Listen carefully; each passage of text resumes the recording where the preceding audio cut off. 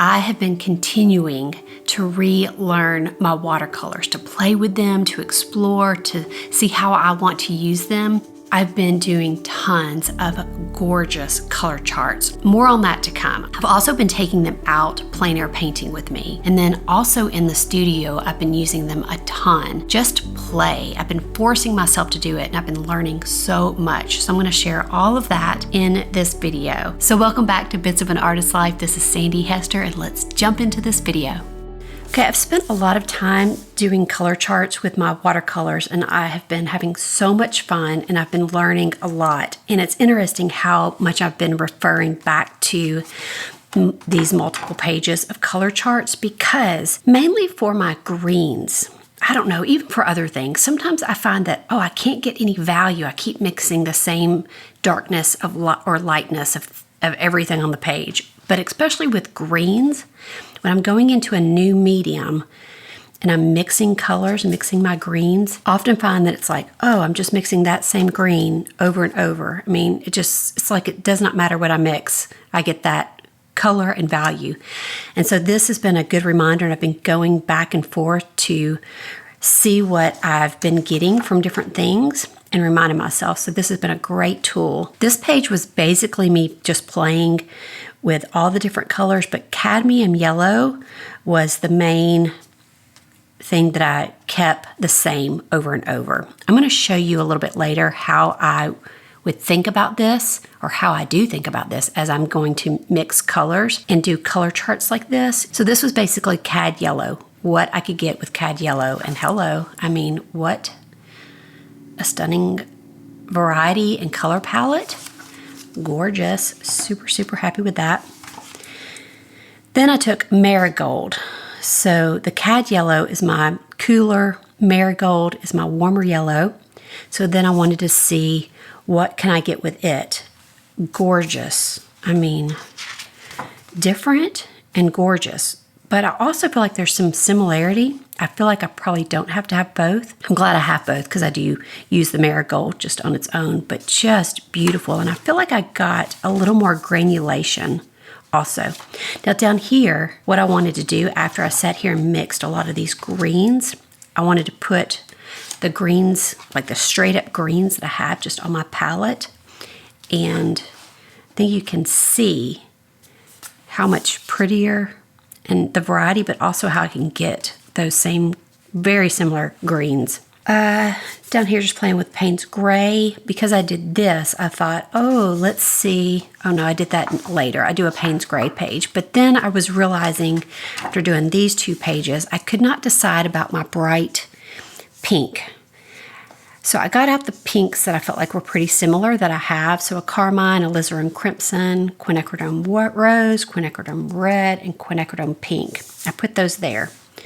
They're very similar, but I narrowed it down to carmine and alizarin crimson and quinacridone rose that I liked. So then I just mixed. I didn't label stuff. I just played around on the palette, only using alizarin crimson and seeing what color, like skin tones and greens, and what happens if I add it to blue, and did the same with quinacridone rose and carmine. But beautiful colors. Then I wanted to take Payne's Gray and just see what it did with colors. So Payne's Gray was the main color, and then I would just mix it. So with marigold, what can I get? How light, how dark, how yellow, how green, and the same. I went through all the different colors, and it was really fun. Even like this cad red orange, look at those colors right there. I mean, I feel like they're just yummy. So when I was doing paintings, I would look back at these to remind myself, oh yeah, you can get that with your Naples yellow gouache and some Payne's Gray. From this to that. That's what I did with that. And then that, I think, is it. But even just that little bit of information was very valuable. I also am loving the watercolor on this Ranger sketchbook. Even though it's cream, I'm just really enjoying. I've really been enjoying working in this sketchbook quite a bit lately. I've just been doing a lot of work in it and have been enjoying it. It's very thick paper. And it takes everything from pastels to watercolor.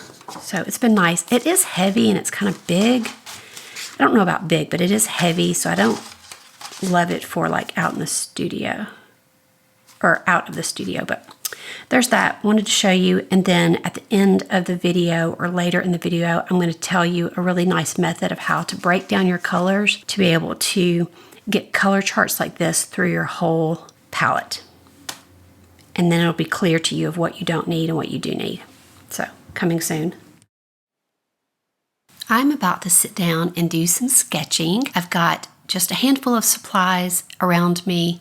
I have got my color pencils, I've got my watercolor palette, of course. I have a handful of watercolor markers and paint markers, NEOCOLOR, some POSCAs, and my sketches from my Florida trip. I did a whole video on that, and I will link that below and right here. These are the sketches, well, not that one, but these are the sketches that I did while I was there, or just a few of them that I have at hand to be able to reference. These two right here, and then, nope, that's it. So this is where I am so far on this painting. I've mainly used watercolor to start with. I probably will use some of the other things that I have around me, but right now I'm just going to kind of jump in, and thought I would do a little overhead for you to be able to watch. I did realize that I forgot to sort out my color pencils. I like to sort my cools and my warms separately because it just helps me find them a little better. I found that I have this big honkin' palm tree, and the value is a little wrong. I'm also trying to just work in some texture, and at this point I decided just to blob on some of the Posca, my beige Posca, to kind of knock it back. Now I've got to let that dry, so I'm going to work on these two kids that are in the pool, and I'm referencing the sketches that I did of them when I was there in real life, and I love working that way. So I'm just going to use some watercolor right now and kind of just blop things in. I love getting my fingers in there. If I'm not loving something, just kind of smush it, wipe it off, let that dry, and you can come back to it later. Those things just add layers and textures. You don't have to completely erase something. I have really been enjoying using watercolor for figures and for faces. There's just kind of a gentleness and a softness, and I can kind of sneak up on things. I can do that with my color pencils too, but I do like paint, and I've always been a painter, so I've really, really enjoyed using watercolor for figures. So I've got the sketchbooks right next to me that I'm using as reference. I don't feel like a slave to those. I loved this little girl's goggles. She had these great teal goggles on, so I definitely wanted to capture that. Now I'm back to the big honkin' palm tree, trying to knock that back some more. And while that paint is wet, I'm going to get my fingernails in there and add some texture. And I just kind of move around the page. I'm going back and forth to the sketches to kind of see what's in them, where I can plop things in, getting some inspiration for things on the table and figures that are around in other sketches. I'm working on this lady's little bathing suit. I do struggle with her arm. I realized right there that I sketched right over her arm, so I'm going to have to work on that for a little bit. For really fine details like this figure that's way back there, I do enjoy using color pencil and put her sunglasses on. So cute. And I'm just continuing to use my Posca to kind of push that arm back. And now I'm plopping Grady in. I painted him several times on the vacation, so I'm putting him in there. And I gave him a unibrow, but it was like a mega brow instead of just uni. So now I'm having to get rid of that big old eyebrow. He does in real life have a unibrow, by the way. And I always crack up when I paint his big eyebrows or chest hair. So I'm just kind of working on his little face there. And then I just move around as I need things to dry. I look back and forth to my sketches. This is how I work on large paintings too. Y'all ask me that a lot, and it's the exact same way. I get my sketches out and I just pull things from them that I like. So I'm looking back at all the tables that I painted on this vacation and plopping in things that feel right for this sketch and making a new painting and building it as I go. As I've grown in my skills with composition and value, I feel like it's been a lot easier to do that. You can see me just flipping back and forth, and I loved every single sketch I did of the pool. I loved putting those letters in. Something about lettering I just absolutely love. So whenever I can plop it in, I do. Okay, this is another funny thing. So this hat, everywhere there had like this logo. Can't even remember what it is now, but I was gonna look it up and I thought, no, I'm pretty sure I know what it is. Can't even remember what now I'm about to put on this hat, but I think it was like, oh, I thought it was like root something. So I used that paint marker and plopped that in. Now I'm gonna let it dry. I'm gonna keep working on her little face. And then I put in, I think, R31. You can see me thinking there. Whatever it is. When I showed Grady, he was like, that's not what it is at all. I think it was like A, I don't know. I didn't get the letter or the number correct, but that didn't surprise me. And it doesn't matter. It's just a sketch for me. So you can see how I kind of move around the sketch. One of the things that makes me do that is because I'm waiting for paint to dry. And so I'll put in like that hat and I have to wait for it to dry to be able to put anything else on top of it. And it's kind of nice because then you're working and building the sketch all at once instead of just finishing one area. And it's also nice to take like little bathroom breaks and come back and see it as a whole. And sometimes I take a whole day, you know, sometimes something like this I'll work on for a couple days, and it's always nice to have something to be working on. I'm plopping in a little boom box here. We had every day somebody that would come and either with their boom box or something loud, we'd be out there enjoying the nice quiet pool, and then they'd come in just blaring their music. I just don't really get why people do that. You just kind of feel like, oh yes, I want to listen to your whatever music you want to listen to. Sure, that's exactly what we all here at the pool love and enjoy and want to hear. I always get so annoyed. I'm always like complaining, and Grady, he likes music, so he doesn't really mind, but I'm always like, I was listening to the birds, people. Turn your music off. Okay, here I'm giving Grady pants. He's been pantless, shortless up until this point. But so now he's, you know, nice and clothed and not embarrassed at the pool without his pants on. Little things like this bag, you know, I love things like that when your eyes start adjusting in real life to the scene. It's like everybody had a bag. Let me show you how this turned out. I'm thrilled with it. It was fun to work on. I think it was a great mix of mainly watercolor with just a few additional things. Love how this lady in the yellow bathing suit turned out. I feel like she has kind of a little bit of a vintage look. I was happy with Grady. But these characters right here are my favorite. I love this guy and these two kids in the pool. I just feel like there's a real nice mix of composition, movement of the eye. I kept debating on what to do with this like patio area.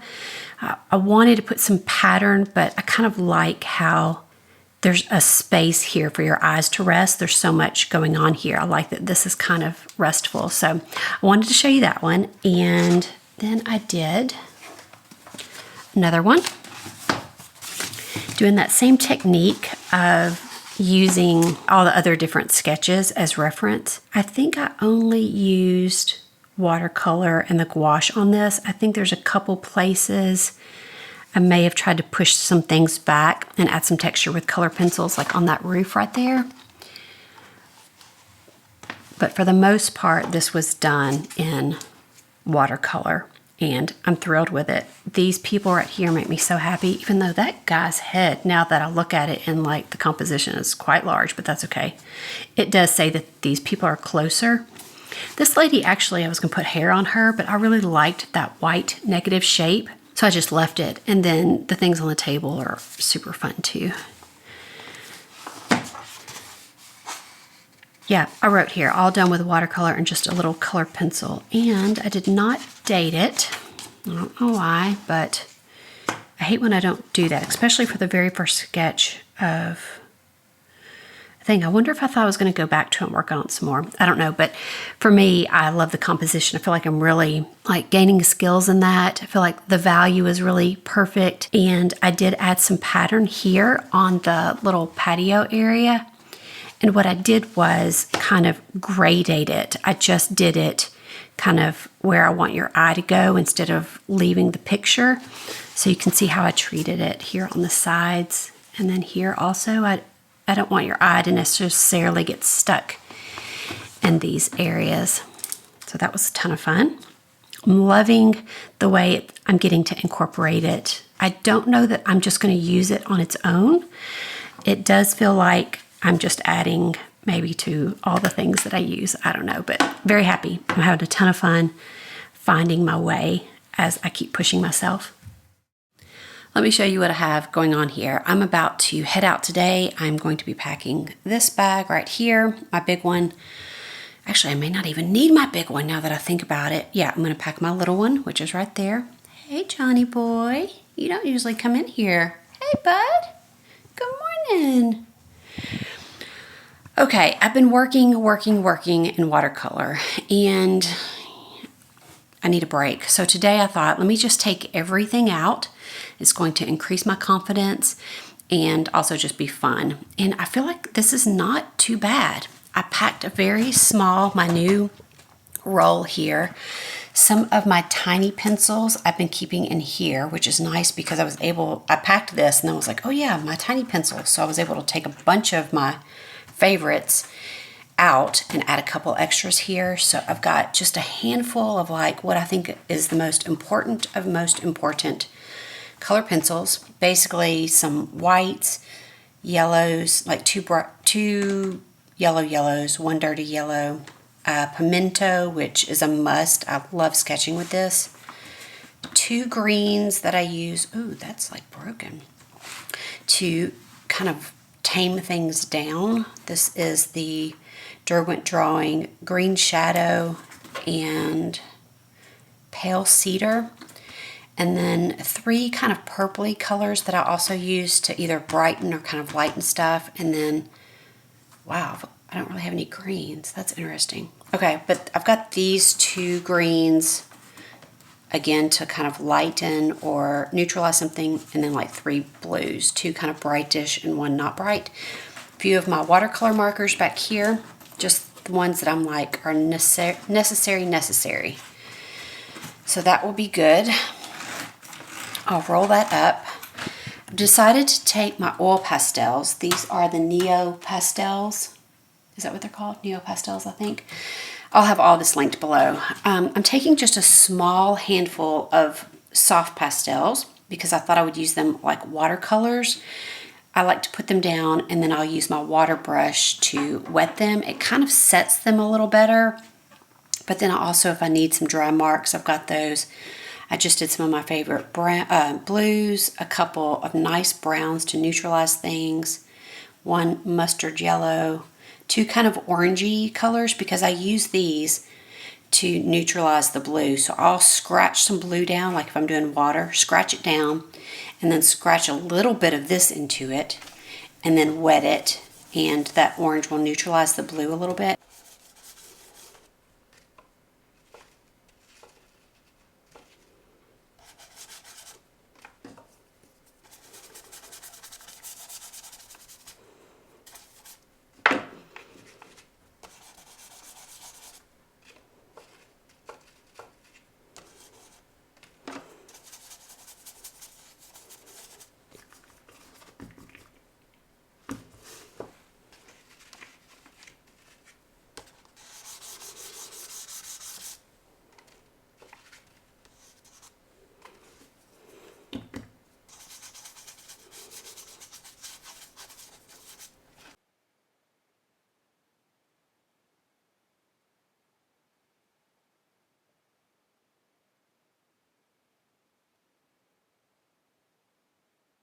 And then a couple kind of whitish colors, one and a few greens. I'm going to take my watercolors, which this is a mix of watercolor and gouache on here that I shared in my last video. I'm not going to take any water. I'm just going to take these water brushes and my little mister. I'm going to take this. I know I'm not going to reach for this, but I was thinking since I'm taking some of this stuff, maybe I'll remember to spray this to set things if I feel like things are getting mucked up. The negative with this is then like I'm having to wait for something to dry again, so I don't know if I'll end up using that. And then I've decided to take some of my paint markers. I'm so excited about having these again. This is a mix of paint markers and just a handful of watercolor markers. I've thrown in two gelatos, that one's just a white and one is kind of a beige. And then a few of my maybe more than a few. I don't know what few counts for, but some of my larger markers here. So this feels pretty light, actually. If I can get it all in one bag, that's gonna be great. I'm going to a local marina. I've only been to it twice. I'm pretty excited about it, and I think I've got a great palette. Oh, I forgot to mention these. I need to put these in my bag. Some POSCAs, my beige, white, and what color is this? Ivory, and I think I called this beige, but is it beige? Yes. These will go in here. And that's it, and I cannot wait to get out there. So I'm going to load this up, get a snack and some water, and head to go paint, and I cannot wait. It's kind of funny that I'm adding this to the mix, but I do think this is going to be a nice addition to my other stuff and allows me to take less of some of the other things because like I've got some nice watercolors. Yeah, I think this is going to be good. I'm pretty excited.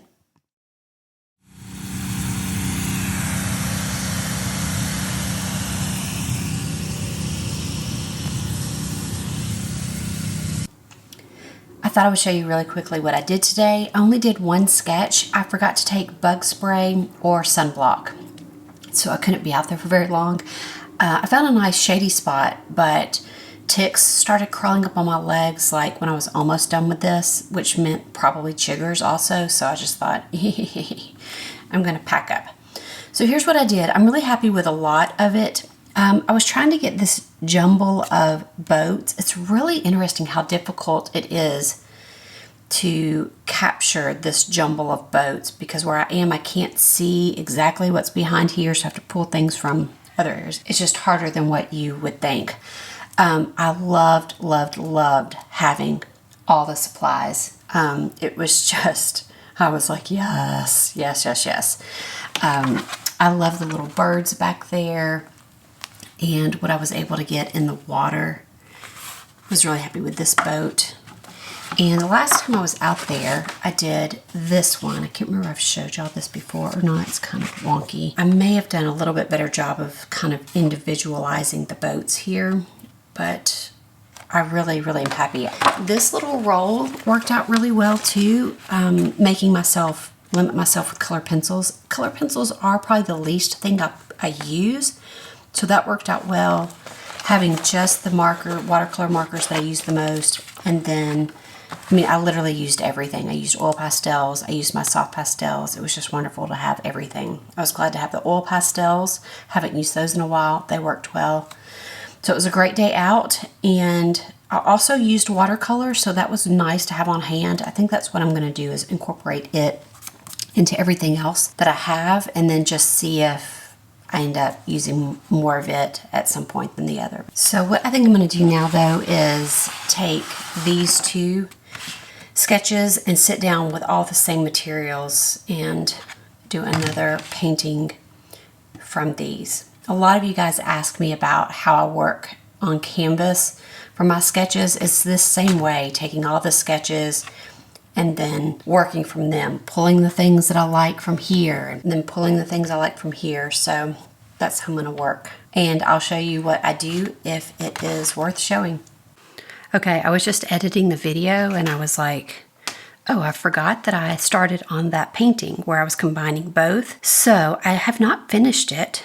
And I think that's not a bad thing. You can kind of see the middle part, kind of where I'm just building up and getting shapes, defining things. But I need to go finish this. If I know me, I probably am not going to finish this. Probably should just date it. In fact, let's just do that in case I forget, because it's fine like this. There's a lot of things I wanted to build up, but maybe I'll just put, what is this, June? I'm gonna put June 2023. And then if I work some more on it, I mean, this would be fun to sit down and work on this some more today. Maybe I'll do that, but basically that's how far I got. With that. Yeah, there's so many things that I'm like, oh yeah, I did this and did this. I added, this was white and I liked it, or it was like the sketchbook color, but I felt like it was coming forward too much. Yeah, I'm gonna work on this later today. That'll be nice to have. Okay, so this is not the finished thing, but there it is. Okay, let's look at my method for doing color charts and we'll wrap up this video with that. Okay, let me show you how I would think about doing color charts.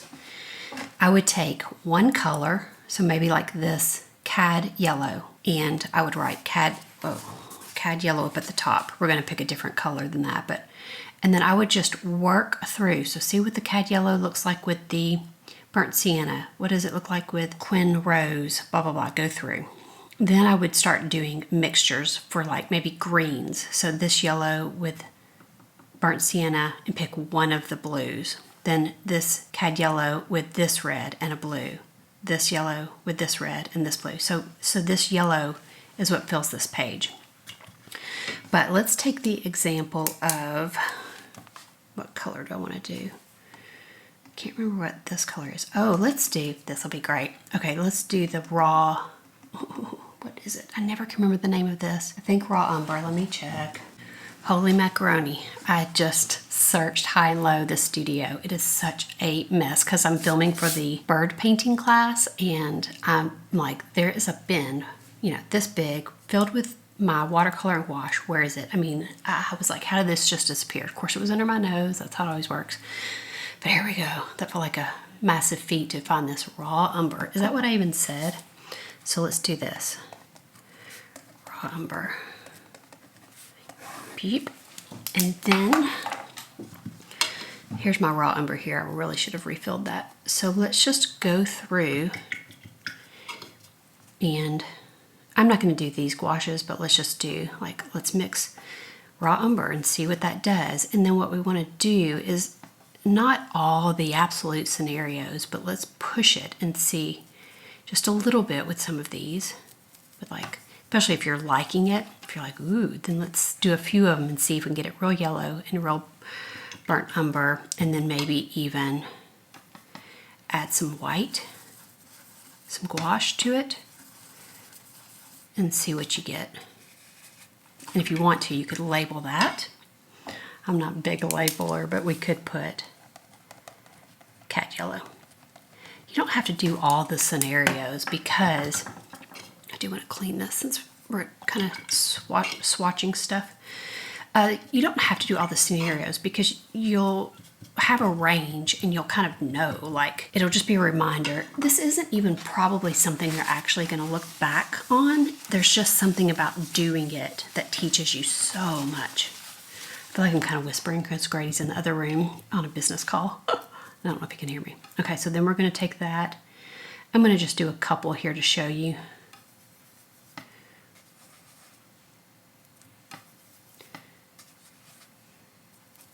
How this works. And then I like to add a little white to it just to see what it does, and also to see how light could I get that. And then we would write, what is that color? Oh, did I have that bin? I left it over there. That is, I'm pretty sure that's cad orange red or something like that. Okay, let's just do a couple more because this is so fun. Okay, let's do, this is, oh boy, let me get that bin. I shared all these in the last video. I think it was the last video. Yeah, this was aqua blue.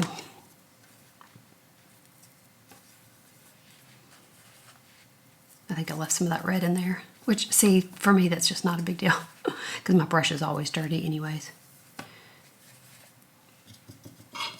And then there's some of that red in this also, but that's gonna be okay.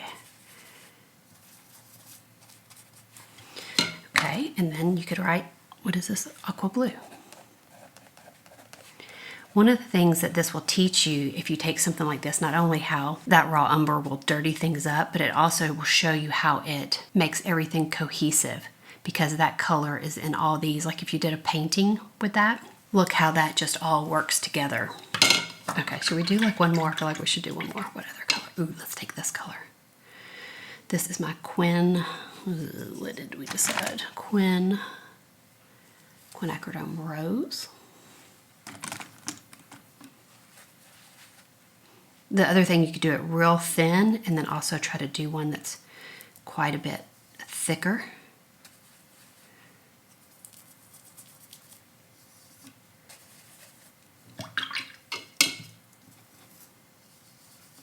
I mean, I literally could sit here for hours doing this.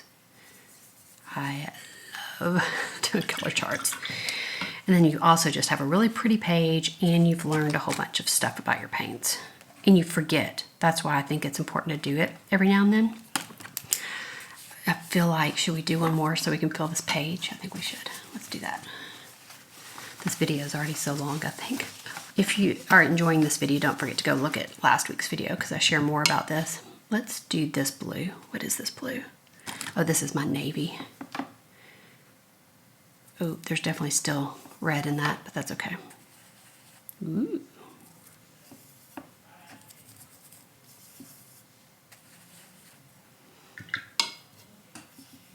Again, see what it does when it's real thin.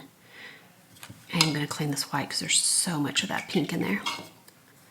I know what that will do to it.